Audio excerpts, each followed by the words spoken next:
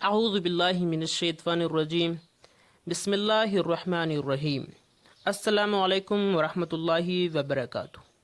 معزز ناظرین، آپ دیکھ رہا ہے اسلامک ویڈیو اے عبد الرحمن چینل۔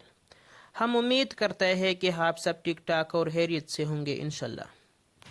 معزز ناظرین، آج کے اس ویڈیو میں حضرت عمر رضی اللہ تعالیٰ عنہ شہادت کا واقعہ بیان کرتا ہوں۔ ابی لؤلؤ فیروز اس مجوسی کا نام تھا جس نے حضرت عمر رضی اللہ تعالیٰ عنہ پہ وار کیا۔ یہ ایک مجوسی تھا۔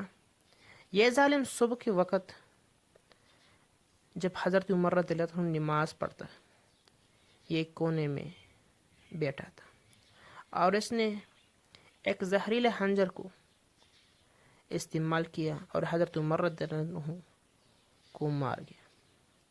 حضرت عمر رضی اللہ تعالیٰ عنہ نے صف کو درست فرمایا اور یہ 26 یا 27 ذی الحج کی بات ہے، اور وہ مجوس نے خنجر مارا۔ دوران نماز حضرت عمر رضی اللہ عنہ اس مسئلے پر بھی عمل کیا۔ نماز کے دوران اگر امام کو کوئی مسئلہ پیش آئے تو پیچھے والا مقتدی کا ہاتھ پکڑ کے وہ آگے کر سکے اور نماز مکمل کی۔ اور اسی طرح حضرت عمر رضی اللہ عنہ کا ہاتھ حضرت عبد الرحمن بن عوف کو گیا اور وہ آگے کر دیا۔ حضرت عمر رضی اللہ عنہ گر گیا، اور جب حضرت عمر رضی اللہ عنہ کو مارنے کے بعد وہ نکل گیا تو پیچھے جو صحابہ تھا وہ آگے سب میں آ گیا تھا اور سب پورا کر دیا اور وہ نکل نہ دیا۔ مجوسی نے پھر ایک صحابہ کو مارا، دوسروں کو مارا، 7 افراد کو زخمی ہوا، لیکن کسی نے صف سے نکل نہ دیا۔ اس مجوسی کی آخر خود کو خنجر مار گیا اور فوت ہو گیا۔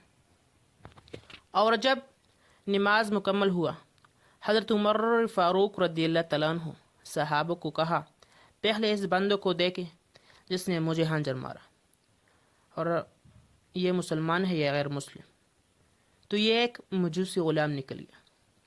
اور اسی وقت حضرت عمر فاروق رضی اللہ تعالیٰ عنہ اللہ پاک سے دعا گو ہو گیا اور شکر خدا ادا کر دیا کہ میرا خون کسی مسلمان کی ہاتھ نہ لگی۔ سیدنا عمر فاروق رضی اللہ تعالیٰ عنہ 3 دن زخمی رہے۔ ان 3 دنوں میں جو بھی کوئی دوا پلا گیا تو وہ پیٹ سے نکل آئے، لیکن نماز نہیں چھوڑا اگرچہ خون جاری تھا۔ اور اس دوران حضرت عمر رضی اللہ تعالیٰ عنہ نے اپنے بیٹے عبداللہ بن عمر کو کہا کہ جاؤ ام عائشہ رضی اللہ تعالیٰ عنہما کو جاؤ اور انہیں کہو کہ عمر کا خواہش ہے کہ مجھے حضور صلی اللہ علیہ وسلم کی قریب قبر ملے۔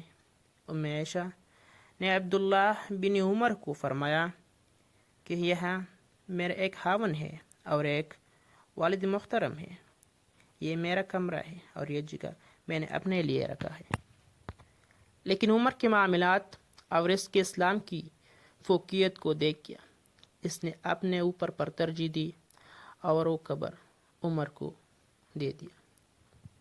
اور اس طرح حضرت عمر رضی اللہ عنہ کی دینداری کو دیکھے اس نے اپنے بیٹے کو کہا کہ یہ فیصلہ ابھی نہ کرے، جب میں اس دنیا سے جاؤں، اور ایک بار پھر ام عائشہ کو جاؤ اور کہو کہ واقعی میرا یہاں قبر ہوگا میرے بابا جان کو۔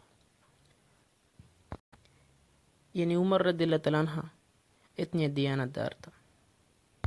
اور اسی طرح سیدنا عمر فاروق رضی اللہ تعالیٰ عنہ 14 دن شہید ہو گیا، اور تاریخ 1 محرم سن 24 ہجری کو اللہ پاک جل جلالہ حضرت عمر رضی اللہ تعالیٰ عنہ کو شہادت قبول فرمائے۔ آمین ثم آمین۔